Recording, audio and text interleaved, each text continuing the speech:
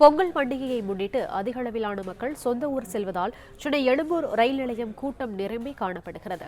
கூடுதல் விவரங்களை செய்தியாளர் சுதாகர் வழங்க கேட்கலாம். சுதாகர், வணக்கம். விவரங்களை சொல்லலாம். வணக்கம். பொங்கல் விடுமுறை முன்னிட்டு சொந்த ஊர்களுக்கு படையெடுக்கும் பொதுமக்கள், ரயில் நிலையங்களில் அலைமோதும் கூட்டம்.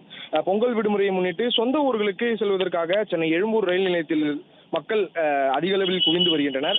தமிழ்நாட்டில் ஒவ்வொரு ஆண்டும் பொங்கல் விடுமுறைக்கு சென்னை, கோவை, மதுரை, திருச்சி, கும்பகோணம், கன்னியாகுமரி, திருநெல்வேலி, நாகர்கோவில், தூத்துக்குடி உள்ளிட்ட பல்வேறு முக்கிய நகரங்களில் தங்கியிருக்கும் மாவட்டங்களைச் சேர்ந்தவர்கள், வெளி மாநிலத்தவர்கள் தங்கள் சொந்த ஊர்களுக்கு செல்வது வழக்கம். அதற்காக சிறப்பு ரயில்கள் மற்றும் முன்பதிவு இல்லாத சிறப்பு ரயில்கள் என ஆண்டுதோறும் தெற்கு ரயில்வே இயக்கி வருகிறது. அந்த வகையில் தற்பொழுது ஜனவரி 15, 16, 17 ஆகிய தேதிகளில் பொங்கல் பண்டிகை கொண்டாட இருக்கும் நிலையில் சென்னையிலிருந்து லட்சக்கணக்கான மக்கள் தங்கள் சொந்த மாவட்டங்களுக்கு புறப்பட்டுள்ளனர். குறிப்பாக 12, 13, 14 ஆகிய தேதிகளில் பயணம் செய்வதற்காக பேருந்து ரயில்களில் முன்பதிவு தொடங்கிய அடுத்த சில நிமிடங்களிலேயே முடிந்து வருகிறது. அதே நேரம் பொங்கல் பண்டிகை சனி, ஞாயிறு என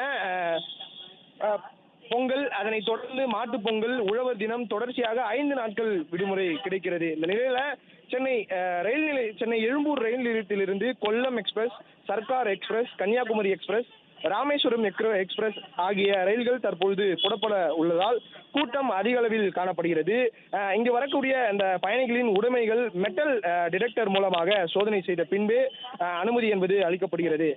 முன்பதிவு செய்யப்படாத இந்த பெட்டிகள் கூட்டம் நிரம்பி வழிகிறது.